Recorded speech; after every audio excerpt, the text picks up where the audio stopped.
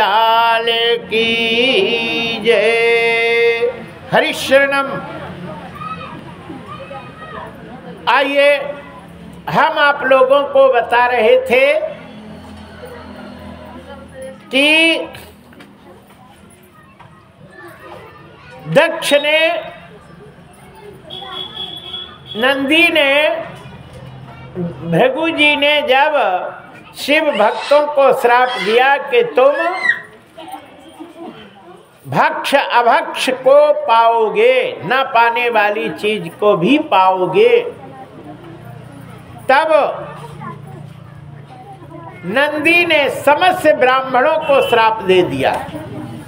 मैं सभी ब्राह्मणों को श्राप देता हूं कि ये नियम को त्याग देंगे, है ना।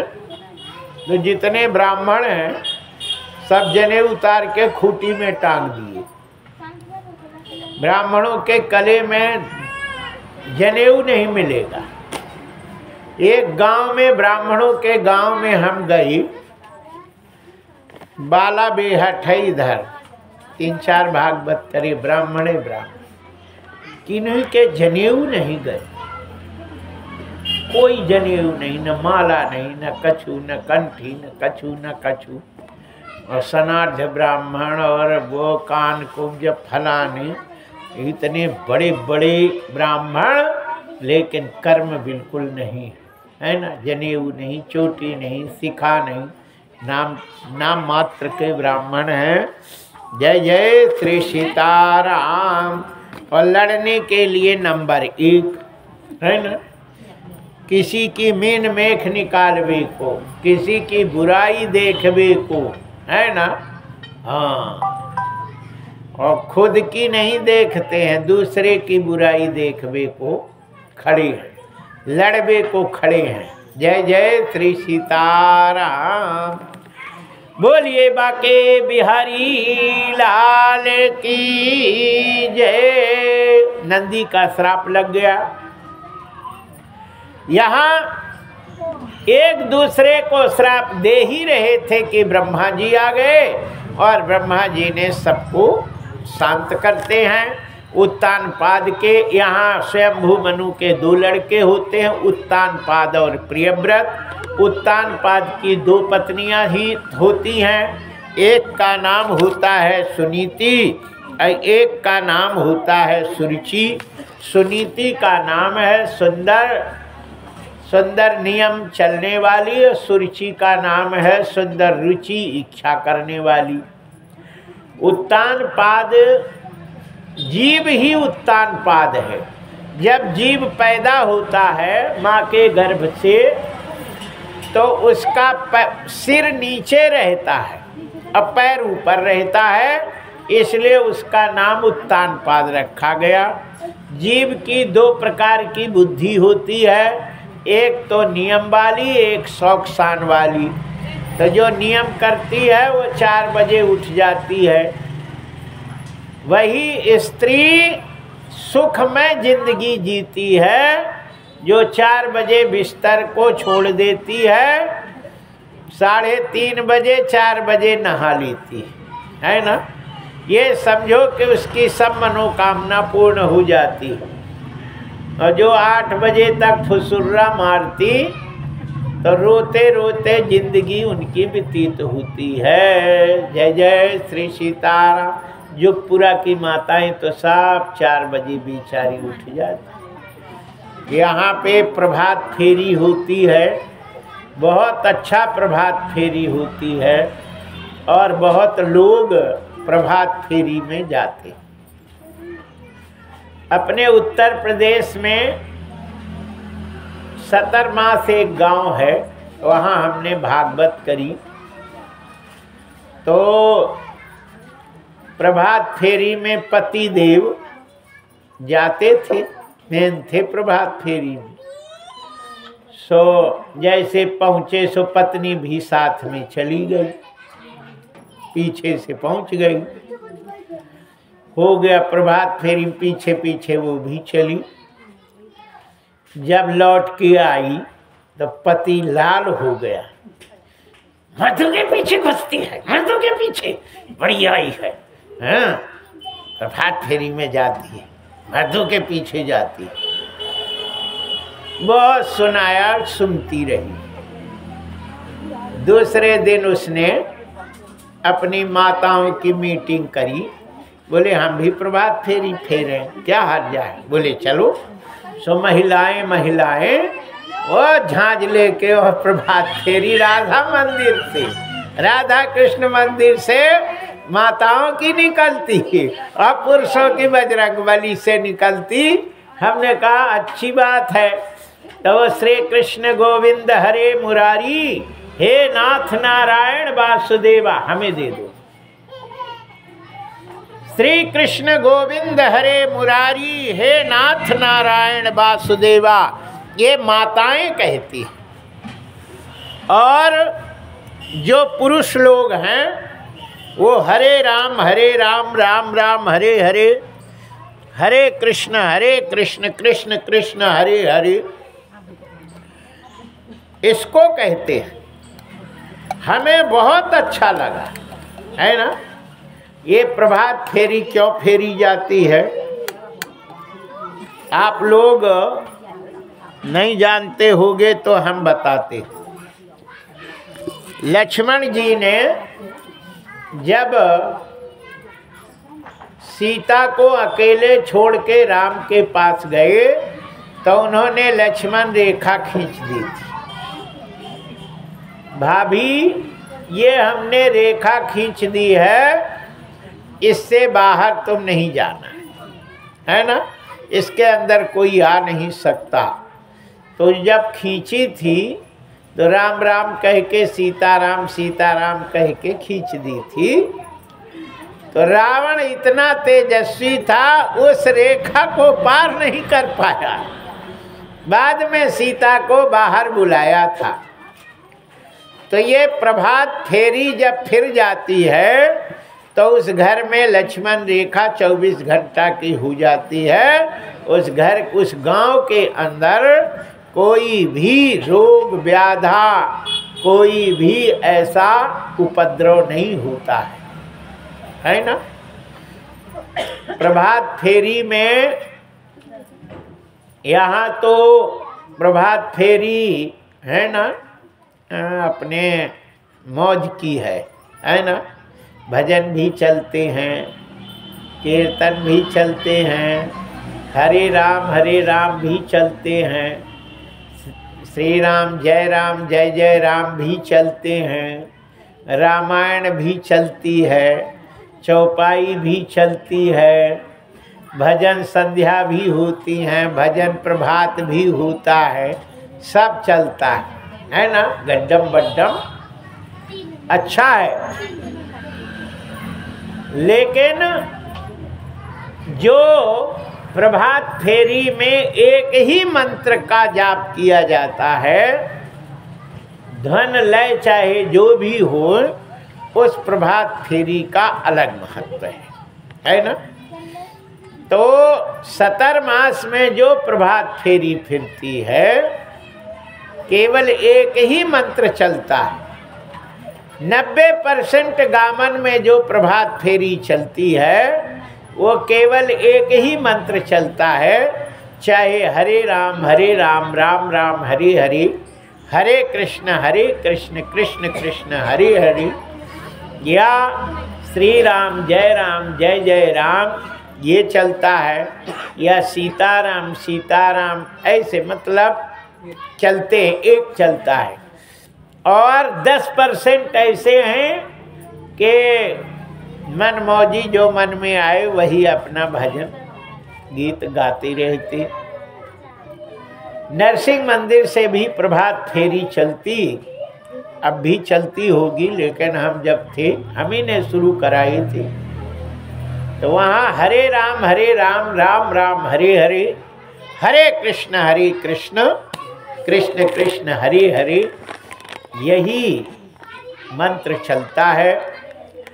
ये जो मंत्र है वो सर्वव्यापक है और बहुत से फायदे होते हैं। श्री राम जय जय राम ये हनुमान जी का विजय मंत्र है। इसी मंत्र से हनुमान जी राम जी को अपने बस में कर लिए थे, है ना। इसको विजय मंत्र कहते हैं। सुमिरी पवन सुत पावन नामो, अपने बस करी राखे रामो।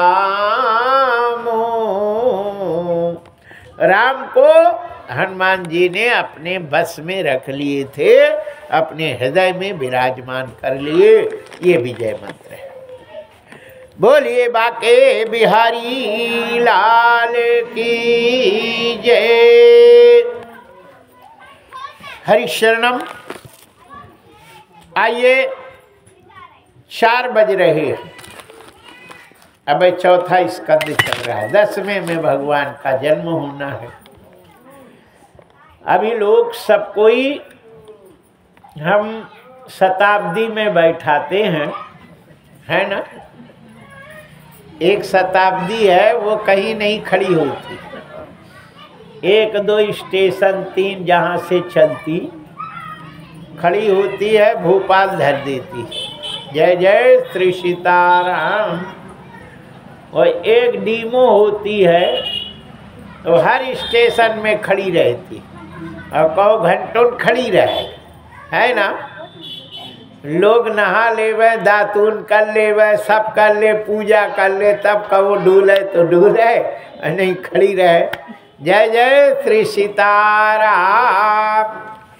तो अब हम आप लोगों को फास्ट शताब्दी में बैठाते हैं और सीधे 1 घंटे में भगवान का, है ना, प्राकट्य और फिर कृष्ण का प्राकट्य की कथा बताएंगे। आज वैसे कथा शुरू होने में देरी हो गई थी, 1 घंटा लेट चल रही थी कि नहीं। कृष्ण का जन्मोत्सव है, झूला उला बांधने में थोड़ा टाइम लग गया, लेकिन कोई बात नहीं है। बोलिए बाके बिहारी लाल की जय। भगवान राम के जन्मोत्सव के कथा में हम चलते हैं, इसलिए एक भजन हम सब लोग गाएंगे और ढोलक बेचारी से बजाते नहीं बनता, और जब ये लोग गाती हैं तो बिना ढोलक के गाते नहीं बनता, है ना। दूसरा कोई गावे तो उसके बजाते नहीं बनता है। बोलिए बाके बिहारी लाल की जय। सीताराम जी की प्यारी राजधानी लागे, राजधानी लागे, मोए मीठो मीठो सरयू जी को पानी लागे। सीताराम जी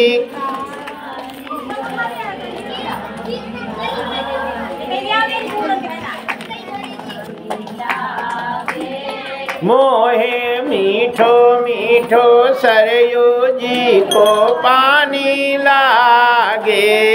सीताराम जी की प्यारी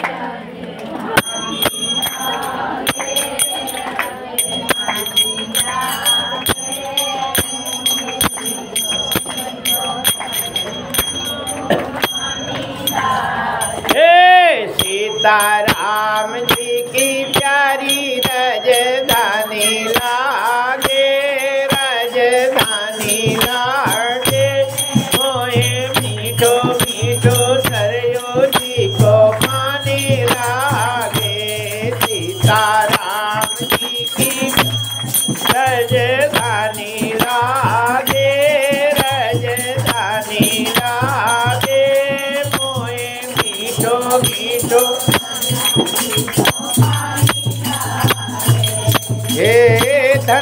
कौशल्या धन्य के कई धन्य सुमित्रा मैया, धन्य कौशल्या धन्य ओ धन्य सुमित्रा मैया, धन्य सुमित्रा और धन्य भूप दशरथ जी को आगन, धन्य भूप दशरथ जी को आगन, खेले चारों भैया मीठी तोतरी रसीली प्रभु की बानी ला, प्रभु की बानी लागे मोए मीठो मीठो सरयू जी को पानी, हे सीताराम जी की प्यारी रजत,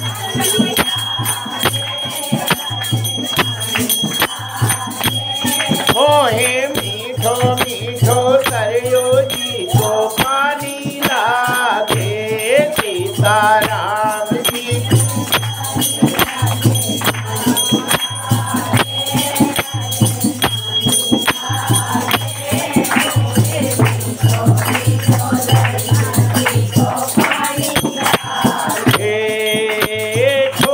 छावनी रंग महल हनुमान गढ़ी अति सुंदर हो, छोटी छावनी रंग महल हो हनुमान गढ़ी अति सुंदर, हाँ हनुमान गढ़ी अति सुंदर हो हनुमान गढ़ी, स्वयं जगत के मालिक बैठे, स्वयं जगत के मालिक बैठे, कनक भवन के अंदर सीताराम जी की सिया सुकुमारी लागे, सुकुमारी लागे, मोहे मीठो मीठो सरयू जी को पानी लागे, सीताराम जी की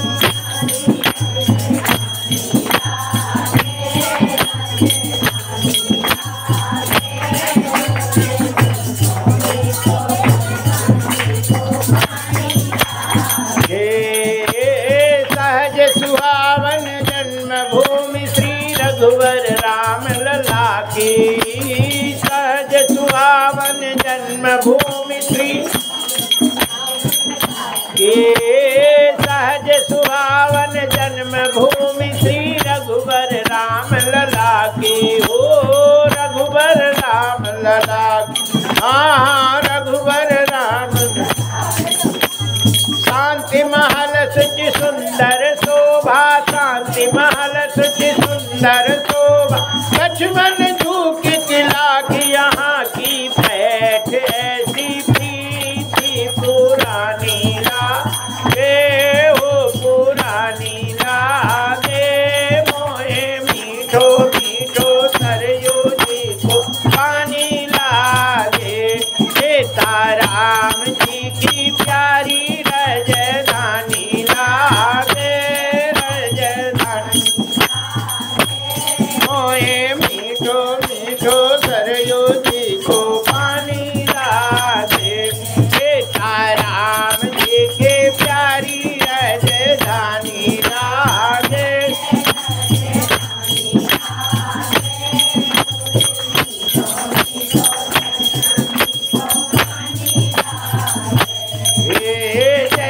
राम दंडवत भैया मधुरी बानी बोले, जय सिया राम दंडवत भैया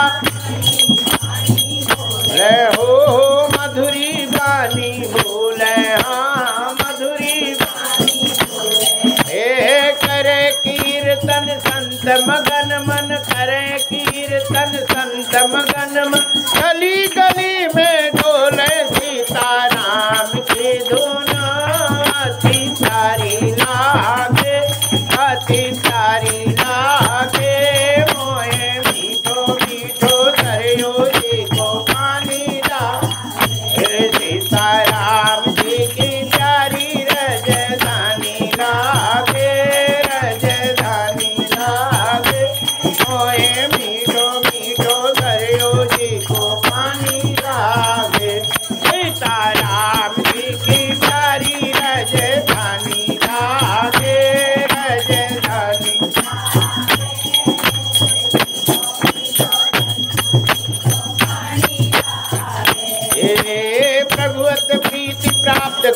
लागे सब पी कर से हरि रस को, प्रभु पद प्रीति प्राप्त करते सब पी कर से हरि रस को। हाँ पी कर से हरि रस को, पी कर से हरि रस को। जन राजेश रहे नित निर्भय, जन मारेश रहे नित निर्भय, फिकर को का उसको जिनको मातु पिता रघुराज सिया महारानी रागे, महारानी रागे। मोए मीठो मीठो सरयो जी को पानी, सीताराम जी की प्यारी राजधानी रागे, राजधानी रागे। मोए मीठो मीठो सरयो जी को पानी रागे, सीताराम जी की प्यारी।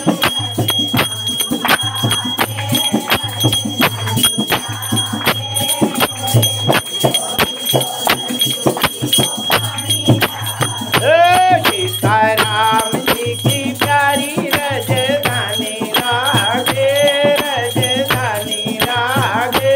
मोए मीठो मीठो सरयो जी को पानी लागे, मोए मीठो मीठो सरयो जी को पानी, मोए मीठो मीठो सरयो जी को पानी लागे। सीताराम जी की प्यारी राजधानी लागे, राजधानी लागे। मोहे मीठो मीठो सरयू जी को पानी लागे। बोलिए राजा रामचंद्र की, श्री राम भक्त हनुमंत लला की जय। हरि शरणम। आइए, स्वयंभू मनु शत्रुपा के दूसरे लड़के प्रियव्रत होते हैं। वो विवाह नहीं करते थे और कहते थे कि स्त्री नरक का दरवाजा है, इसलिए नरक के दरवाजे में हम जाएंगे। बाप को कह दिया कि तुम्हें शादी कराने की इच्छा है तो एक शादी और करा लो, लेकिन मैं नहीं करूँगा। दो टूक जवाब दे दिया। बाप ने कुछ नहीं कहा। फिर जा करके ब्रह्मा जी से कहते हैं अपने नाती को तो समझाओ, वो तो उल्टा बोलता है। ब्रह्मा जी आते हैं। ब्रह्मा जी की बड़ी सफ़ेद दाढ़ी थी, लंबी लंबी ऐसे, और जैसे आए और बाबा नाती को तो बहुत ही चाहता है ना। नाती ब्याज होता है, मूलधन से ज़्यादा प्रेम ब्याज में होता है ना। नाती में ज़्यादा होता है, इसलिए ज़्यादातर नाती बिगड़ जाते है ना। ये दादी और दादा ऐसे अरे करी जाए रे मेरे लौलक लौलक लो, सो लौलक लौलक तो लोलक हो जाता है। जय जय श्री सीताराम, है ना। किसी की बात ही नहीं सुनता। जय जय श्री सीताराम। बोलिए बाके बिहारी लाल की जय। ब्रह्मा जी आ गए और ब्रह्मा जी जैसे आते हैं तो प्रियव्रत दौड़ के आए और लपट गए। और ब्रह्मा जी ने कहा अरे मेरा नाती आ गया, अरे अरे करेजा आ गया, अरे मेरा लाल आ गया, अरे अरे अरे अरे। बैठ गए, गोदी में बैठ गए और ब्रह्मा की दाढ़ी ऐसे पकड़ के कहते हैं बाबा तुम नहीं रहते हमको बहुत बुरा लगे। ब्रह्मा ने कहा हम कहाँ रहे, तो शादी करता नहीं और हम कैसे रहे, रोटी को दे रहे। बोले बाबा शादी के बात नहीं करना, हम नरक के दरवाजे में नहीं जा रहे। ब्रह्मा ने कहा मूर्ख, किसने तुझे कहा स्त्री नरक का दरवाजा है? नरक का दरवाजा न कोई स्त्री होता और न कोई पुरुष होता। नरक का दरवाजा तो कर्म दुष्कर्म ही होता है। सुकर्म ही स्वर्ग का दरवाजा और दुष्कर्म ही नरक का दरवाजा होता है। न कोई स्त्री नरक का दरवाजा होता, न कोई पुरुष नरक का दरवाजा होता है। कोई ऐसा भगवान बता जो स्त्री के पास ना आया हो, स्त्री को ना देखा हो, है ना। चाहे हनुमान जी रहे हो, चाहे राम रहे हो, चाहे कृष्ण रहे हो, चाहे कोई भी रहा हो, सब माताओं की ही गोद में खेले हैं। भक्ति की गोद में भगवान खेलता है, इसलिए माताएं भक्ति स्वरूप होती हैं, माताएं ही शक्ति होती हैं, भक्ति होती हैं। और जिस घर में माताएं नहीं होती हैं उस घर में पितर नहीं जाते और कोई देवता उस घर में प्रवेश नहीं करता है, और उस घर में पितर लोग रक्त की आंसू रोते हैं, है ना। वहाँ कोई शांति नहीं रहती। इसलिए जिस घर में माताओं की यदि आंसू जमीन में गिर जाती है उस घर का बंटा ढार हो जाता है, बर्बाद हो जाता है ना। इसलिए माताएं कितनी समझदार होती हैं कि वो रोती तो हैं, है ना, लेकिन आंसू ऐसे अचरा में पोंछ लेती हैं कि गिरे नहीं जमीन में, नहीं ठटरी के बाद इनका बंटा ढार हो जाए। जय जय श्री सीताराम। बड़े और कोई कोई होती हैं तो फिर ऐसे छिया करते तेरी छठ। जय जय श्री सीताराम। फिर वो दीवाले में ऐसे फिर पोंछती है। बोलिए बाके बिहारी लाल की जय। हरिशरणम।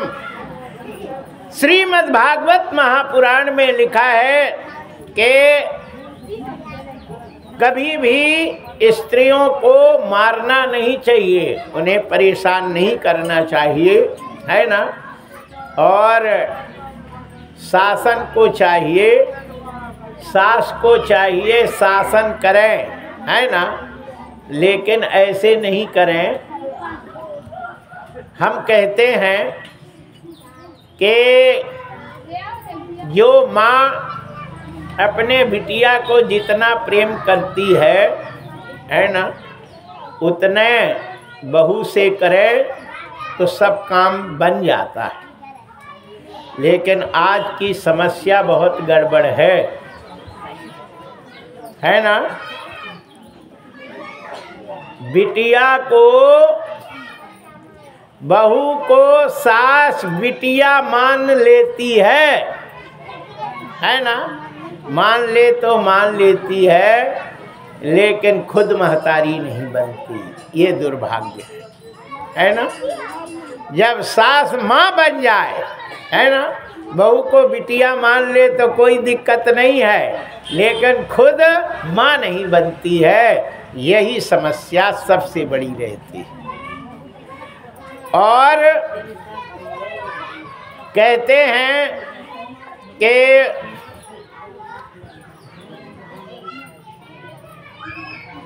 घर यदि लड़की अपने माँ बाप की जितनी सेवा करती है, कहते हैं कि यदि कहीं ये छूट दे दिया जाता कि लड़की माँ बाप को अपने घर में रखे तो माँ बाप कभी नहीं दुखी होती, है ना।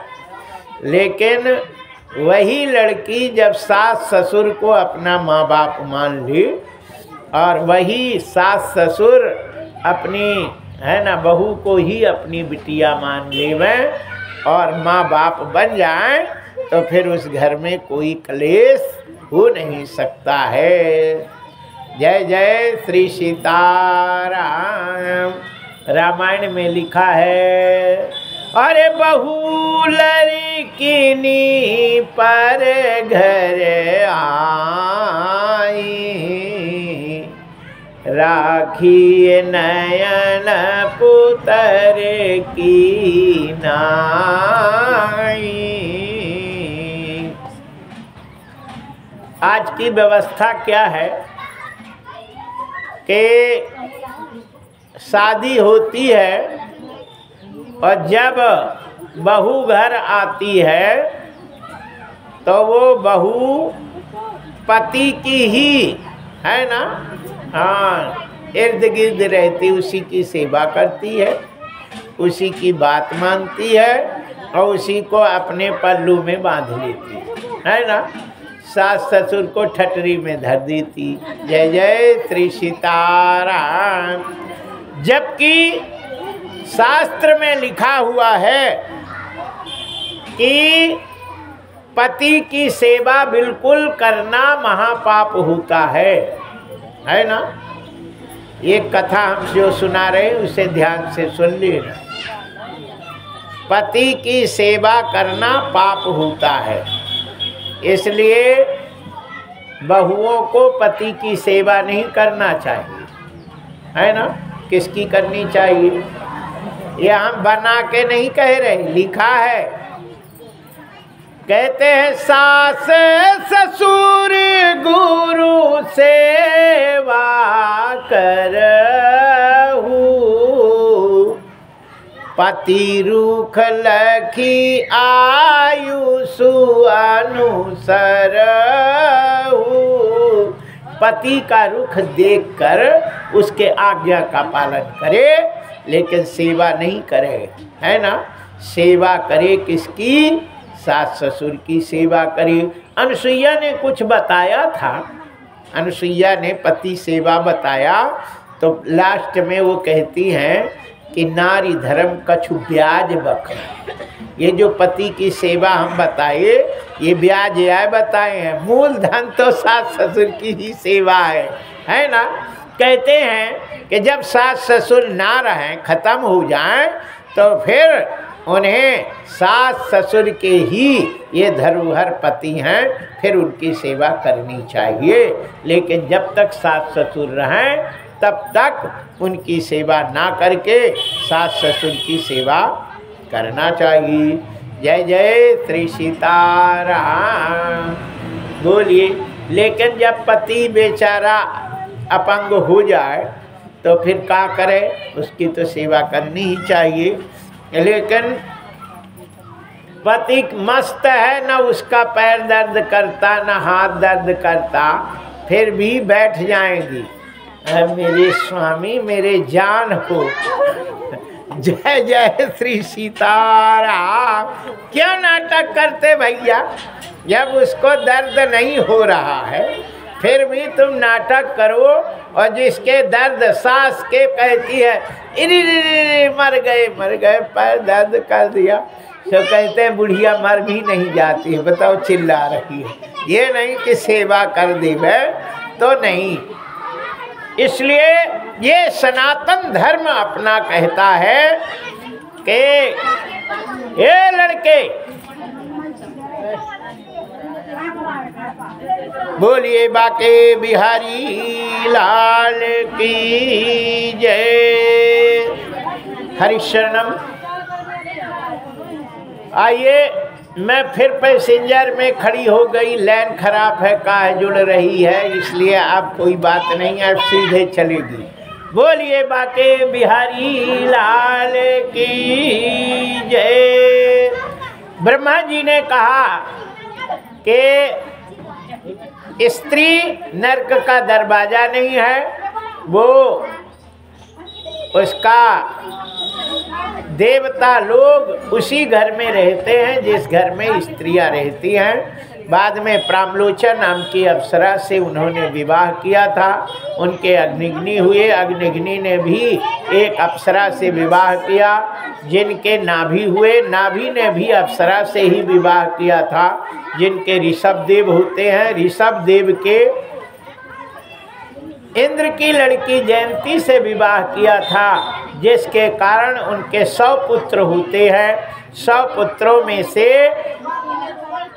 81 पुत्र तो बाबा हो जाते हैं, 9 योगीश्वर हो जाते हैं, और 9 लड़कों को 9 देशों का राजा बनाया गया, और एक जो थे भरत जी बड़े थे, उन्हें भारतवर्ष का राजा बनाया गया।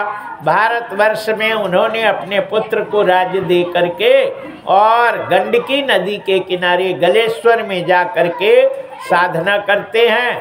एक मृग शेर की दहाड़ से मृगी भगने लगी, लेकिन वो गर्भवती थी, उसका नदी में ही उसका प्रवेश हो गया और वो हिरणी मर गई। भरत जी ने उस हिरण के बच्चे को ला करके पालन पोषण किया। और उसी पर अपना मन लगा लिया। अंत में मरते समय मृग का चिंतन किया, उन्हें मृग बनना पड़ा। बाद में उन्होंने मृगी का दूध नहीं पिया और वो गंगा के किनारे ही खड़े रहे। बाद में उन्होंने भगवान का चिंतन करते हुए प्राण छोड़ा। तब जा कर के कानकुब्ज ब्राह्मण में जड़ भरत के रूप में उनका अवतरण हुआ। जड़ भरत जी बड़े योग्य थे। उन्होंने पढ़ने के लिए गए, एक दिन में ही उन्होंने ओलम ओलम सब बता दिया। मास्टर बोले ये बड़ा कुशाग्र लड़का है, ये स्कूल में इसको मैनीटर बनाते हैं, ये सबको पढ़ाया करेगा, हम लोग आराम करेंगे। जड़ भरत ने कहा हो गया सीताराम, पूछ अब से लग गई, तो गए काम से। इसलिए वो उल्टा चलने लगे। अंत में पढ़ाई नहीं की, मास्टर निकाल दिए और शादी भी नहीं किए और उल्टा काम करते रहे। न उसकी शादी हो पाई, भाभीयों ने रोटी देना बंद कर दिया। अंत में गांव से निकाल दिए गए, भाई लोग भगा दिए और जाकर जंगल में रहते थे। जल्लाद लोग उनको बलि देने के लिए ले गए और वहाँ पे देवी प्रकट हो जाती है, उनको बचा दी। और फिर जड़ भरत जी को राहुगण के पालकी ढोने में लगाया। लेकिन राहुगण को वो भवाप्ती का वर्णन करके 28 नरकों का वर्णन करते हैं। अजामिल की कथा 6वें स्कंध में है। अजामिल की कथा होती है, ये कानकुब्ज ब्राह्मण था और उसने वैश्या के चक्कर में अपनी पत्नी का त्याग कर दिया। 8-7 लड़के पैदा किए। 8वां में जो लड़का हुआ उसका नाम नारायण रखा गया। मरते समय अपने लड़के का नाम लेता है और वो सीधे विष्णु भगवान को धाम को जाता है। वृत्तासुर की कथा है। विश्वरूप की गर्दन काट दी गई, जिससे 4 ब्रह्म हत्या आती है इंद्र को लगने के लिए। तो ब्रह्मा ने उस ब्रह्म हत्या को 4 भागों में बांट दिया। एक भाग पृथ्वी को, एक भाग पेड़ों को, एक भाग जल को, एक भाग स्त्रियों को दिया गया, जो 3 दिन रज के रूप में दिखाई देती है। पृथ्वी की ब्रह्म हत्या ऊसर के रूप में और पेड़ों की ब्रह्म हत्या गाद के रूप में और पानी की ब्रह्म हत्या फेन के रूप में गदहली रहती है, तभी ब्रह्म हत्या लगती है। इस प्रकार कहते हैं कि वृत्तासुर यज्ञ के द्वारा त्वष्टा ने वृत्तासुर को प्रकट किया और वृत्तासुर को मारने के लिए दधीची ऋषि की हड्डी बनाई गई और उससे वृत्तासुर का वध होता है। पूर्व जन्म में चित्रकेतु नाम का राजा था। 1 करोड़ रानी थी, किसी के संतान नहीं थी। एक गुरु बाबा ने फल दिया, बड़ी रानी को दिए और उसके लड़का हुआ और हो गया। बाकी 1 करोड़ औरतें ने, सौतों ने उस लड़के को जहर दे दिया, लड़का मर गया। बाद में नारद जी आकर के वृत्तासुर को समझाते हैं और वृत्तासुर को एक विमान मिल गया तपस्या से और उस विमान में जा रहा था। शंकर भगवान को उल्टा सीधा कहा, पार्वती ने राक्षस का श्राप दिया था। ये 6वें स्कंद की कथा हम आपको बताए। 7वें स्कंद में हिरण्यकश्यप अपने भाई हिरण्याक्ष का वध का बदला लेने के लिए उसने तपस्या किया। ब्रह्मा से न जल में न बाहर मरू, न भीतर मरू, न ऊपर मरू, न नीचे मरू, न कर से मरू, न बल से मरू, न किसी जानवर से मरू, न मनुष्य से मरू, न 12 महीना में कोई महीने में मरू। सारे वरदान को मांगता है और भगवान वैशाख महीना के शुक्ल पक्ष चतुर्दशी को भगवान शाम के समय प्रकट होकर के और हिरण्यकश्यप को डेहरी पे बैठा करके, गोद में बैठा कर और नाखून से उसकी छाती फाड़कर ब्रह्मा के सारे दिए हुए वचनों को बताते हैं और उसका वध कर देते हैं। प्रहलाद जी बड़े भक्त थे, उन्हीं का शासन हुआ। यहाँ कहते हैं कि 7वें स्कंध की कथा यहाँ विश्राम। 8वें स्कंध में 14 मनवंतरों की कथा है। 6वें मनवंतर में गज और ग्राह रहता था। गजराज त्रिकूट पर्वत के नीचे एक ऋतुमान उद्यान के नीचे एक सरोवर था। उस सरोवर में गजराज अपने हजारों पत्नियों के साथ, लाखों पुत्रों के साथ उस सरोवर में स्नान कर रहा था। सूंड में पानी भर के अपने हथनियों को नहवा रहा था। हथनियाँ सब अपने सूंड में पानी लेके अपने पति के सिर पे से डाल करके उनका अभिषेक कर रही थी। उसी समय ग्राह गजराज का पैर पकड़ लिया और गजराज चिल्लाया और कोई भी उसका सहायक नहीं बना। धीरे धीरे सब चले गए। सब पत्नियां चली जाती हैं और कहते हैं स्वामी जी अपना ख्याल रखना, अब यहाँ खावे को कुछ है नहीं, तुम मर रहे हो, अब हम क्यों मरे। गजराज ने एक कमल का फूल निकाल करके और भगवान को स्मरण करता है। हे गोविंद राखो शरण अब तो जीवन हारा, नीर पियन हेतु गयो सिंधु के किनारे, सिंधु बीच बसत ग्राह चरण धर पछारे, हे गोविंद राखो शरण अब तो जीवन हारा। भगवान प्रकट होते हैं, ग्राह को मार के गजराज को उबारा है। राम को आधारा सीता, राम को आधारा है। यहाँ कहते हैं कि जो गजेंद्र की कथा का स्मरण करता है उनको मरते समय कष्ट नहीं होता, प्राण ऐसे चले जाते है ना। बात करते करते, भजन गीत गाते गाते सीताराम सीताराम सीताराम, बस चली गई। माँ कहते ही मुँह बंद और प्राण निकल जाती। ऐसी मौत सबसे अच्छी मौत होती है ना। और खाट में सड़ सड़ के मरूं कि नहीं। बहुएं कहा हे भगवान, भगवान इसको उठा भी नहीं लेते। हैरान ही तो हो गए कर कर के सेवा।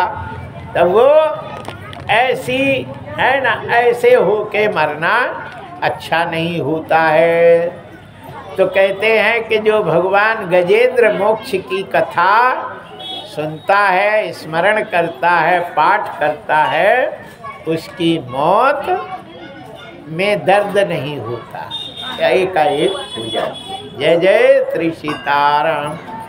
बोलिए बाके बिहारी लाल की जय। आइए, देवताओं के लिए जीने का कोई साधन नहीं था। मर जाते थे तो मर गए, फिर जीते नहीं थे। और असुर लोग संजीवनी विद्या से जी जाते थे।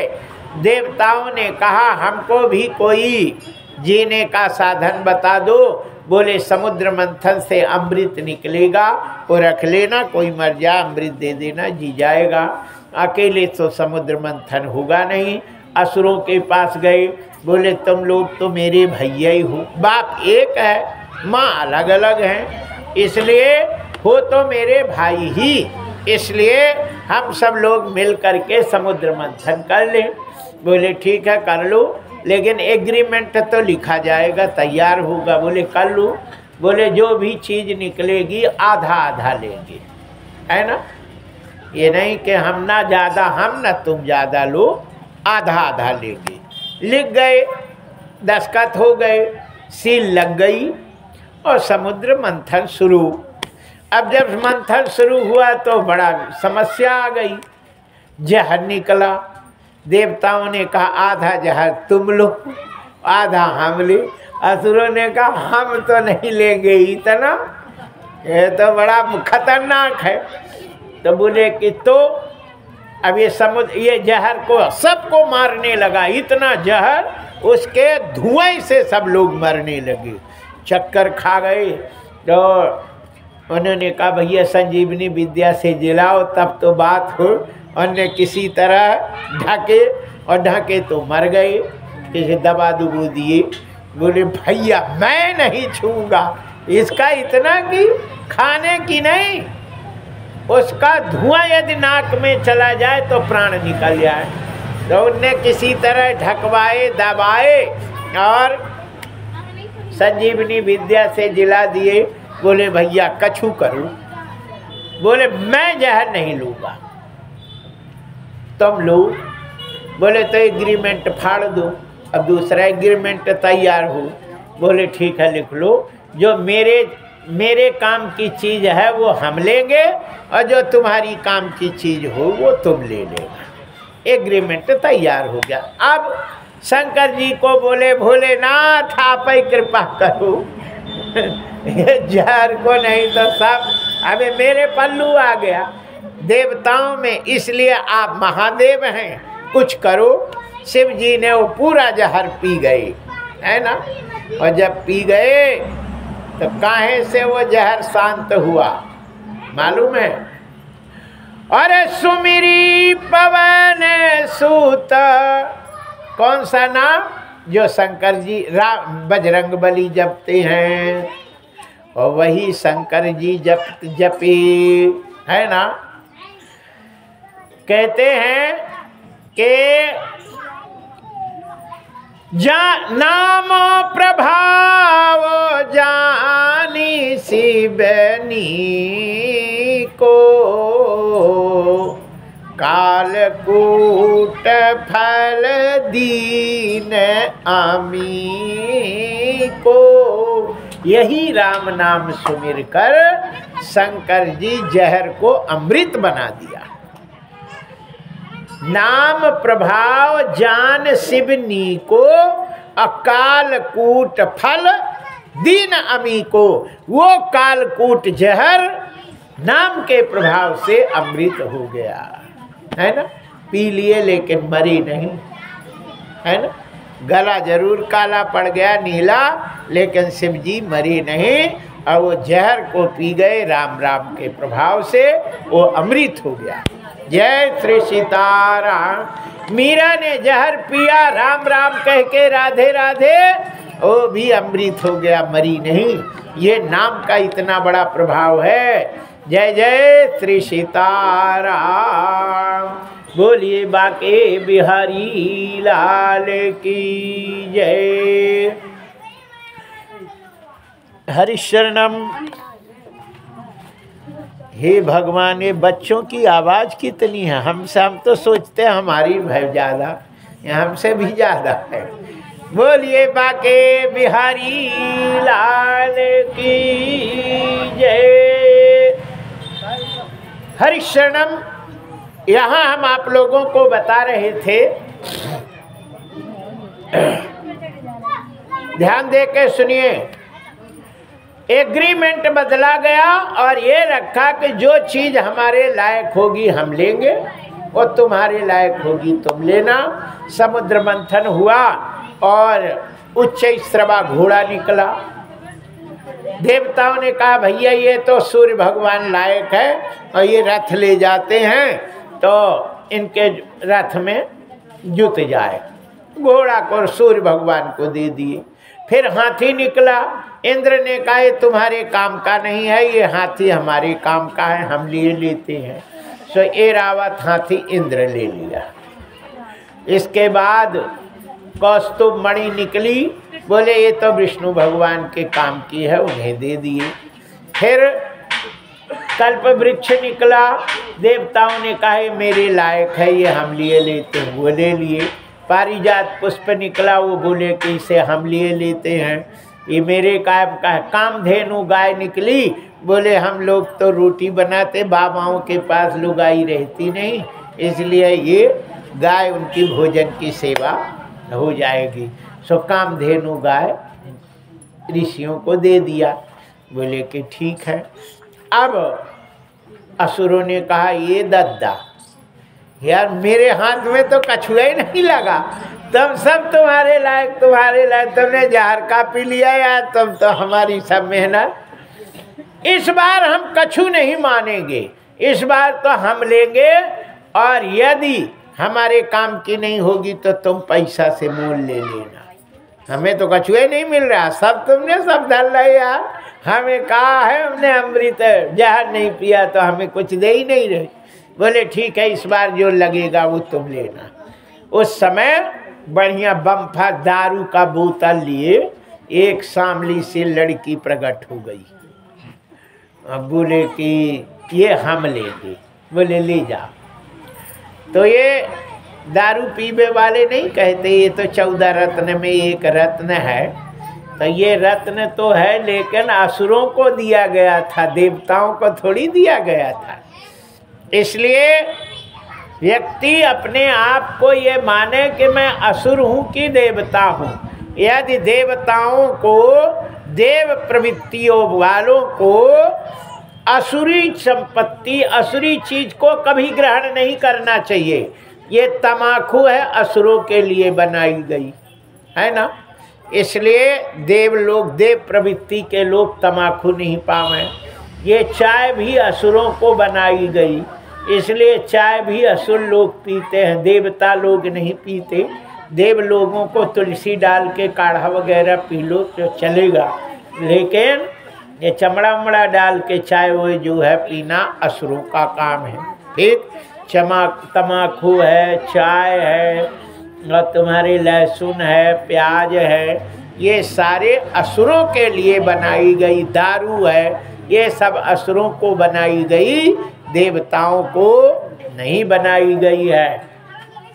इसलिए यदि आप पहले अपने को सोचो कि मैं देव हूँ कि असुर हूँ, या तुम देव हो तो देव देव की चीज खाओ, असुरों की नहीं खाओ। ऐसे माताएं हैं, माताएं यदि देवी हैं तो देवी की चीज पाएं, है ना। चुड़ैलन के चीज नहीं पाना चाहिए, है ना।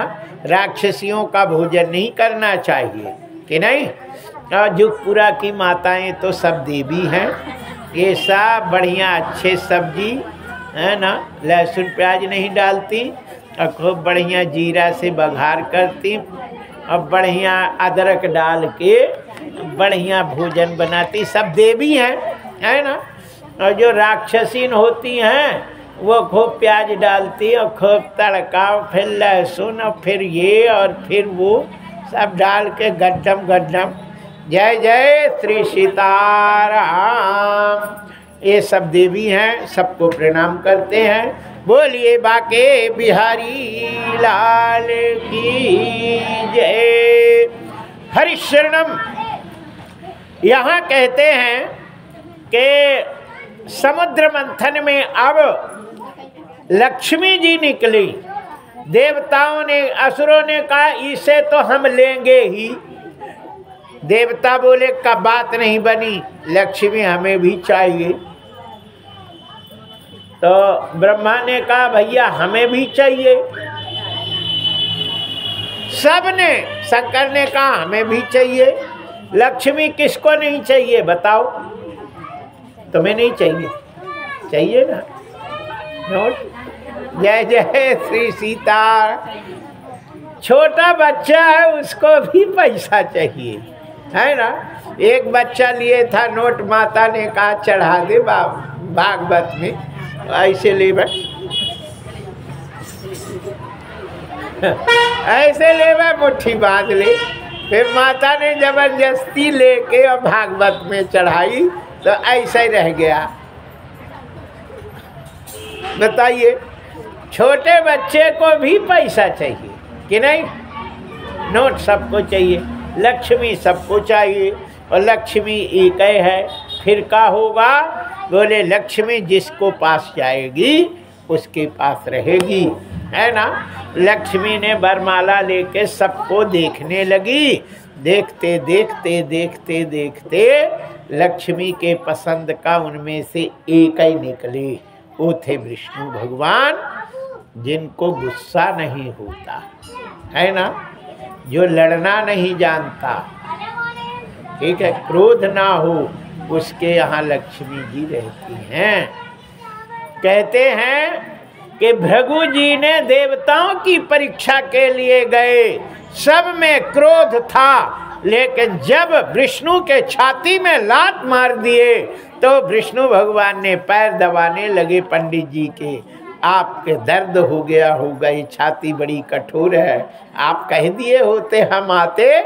तो भृगु जी ने कहा तुम ही सबसे श्रेष्ठ हो, विष्णु ने कहा अब आपके चरण में लक्ष्मी निवास करेगी और ये चरण मेरे छाती में पड़ गए तो लक्ष्मी जी मेरे हृदय में निवास करेगी।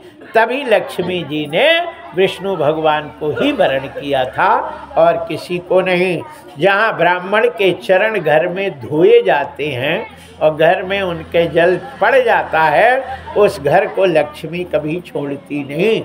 इस जमाने में मारवाड़ी जैसे भक्त है ना, पूरे भारत में कोई नहीं है। हमें नागपुर में थे तो हम आए यहाँ हिगना में रहते हनुमानगढ़ में, एक बार आए नागपुर तो एक 5-6 मंजिल मकान था और उससे नौकर आया, बोले सेठ जी बुला रहे हैं। हमने कहा कि चलो गए। बढ़िया तो ऐसा वो सोफा था कि हम बैठे तो इतना घुस गई, धच पूरा बिल्कुल मुलायम मलमली।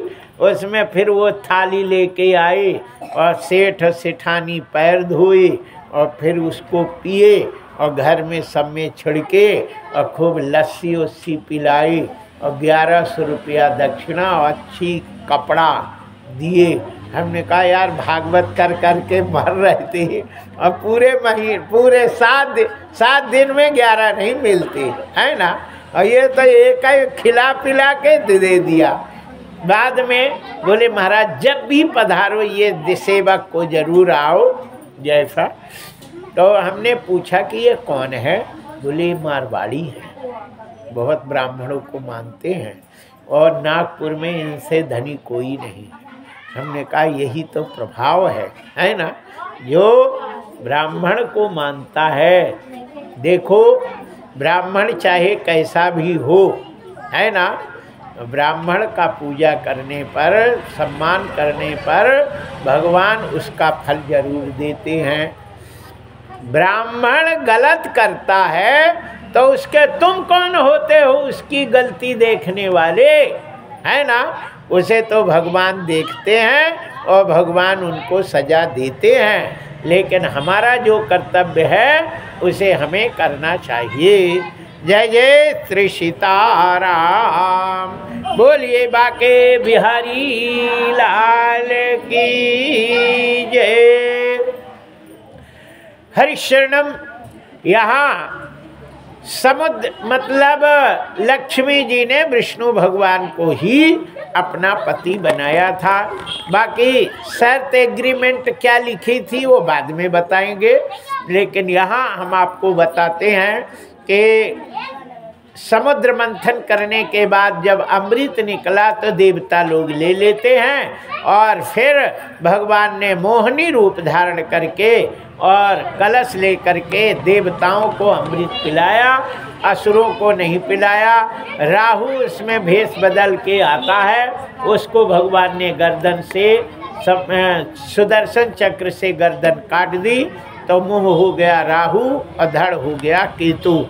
समुद्र बाद में तलवार चली, युद्ध हुआ असुर देवताओं का, देवता अमृत पी गए थे इसलिए राजा बलि की गर्दन काट दी। राजा बलि सीधे के सीधे राजा बलि को संजीवनी विद्या से जिला दिया गया। न राजा बलि ने कहा अब तो देवताओं की खैरियत नहीं, हम उन्हें जीतना है, अपने बस में करना है, पूरा इंद्र लोक अपने हाथ में आए। इसके लिए ब्राह्मणों की सेवा करते हैं और ब्राह्मण की सेवा करने से उनको शक्ति प्राप्त हो गई। पयोव्रत उनकी माता अदिति करती हैं, वामन भगवान प्रकट होते हैं और जब देवता लोग इधर उधर चले गए, असुर ने इंद्र पर कब्जा कर लिया, तो देवताओं को पुनः राज्य देने के लिए वामन भगवान राजा बलि के दरबार में पहुँचते हैं।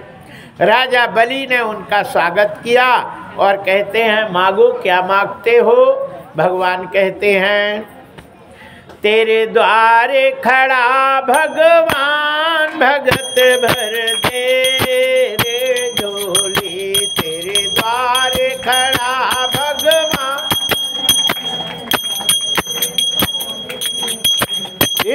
तेरे द्वारे खड़ा भगवान भगत भर दे रे झोली तेरे द्वारे खड़ा।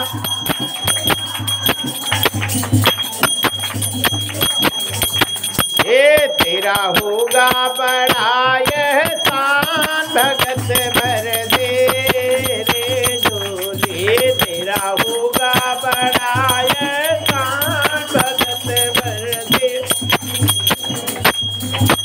ये डोल उठे सारी धरती देख रे डोला गगन है सारा। डोल उठे सारी धरती हे डोला गगन है सारा। डोल उठे सारी धरती देख रे डोला गगन है सारा। भीख मांगने आया तेरे घर भीख मांगने आया तेरे घर जगत का पालनहार रे जगत का पालनहारा।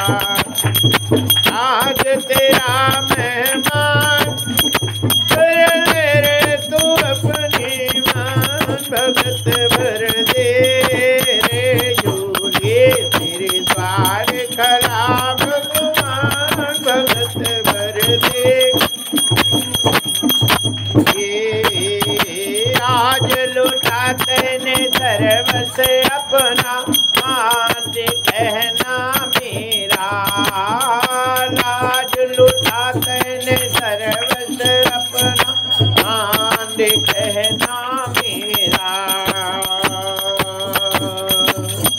मिट जाएगा पल में तेरा मिट जाएगा पल में तेरा जन्म जन्म का तेरा रे जन्म जन्म का। या तो छोड़ सकल अभिमान हमारे घर ले रे तू अपनी जान भगत भर दे रे झोली तेरे द्वार खड़ा भगवान भगत भर दे रे झोली तेरे द्वार खड़ा भगवान भगत भर दे रे झोली तेरे द्वारे खड़ा भगवान भगत भर दे रे झोली। बोलिए बाके बिहारी लाल की।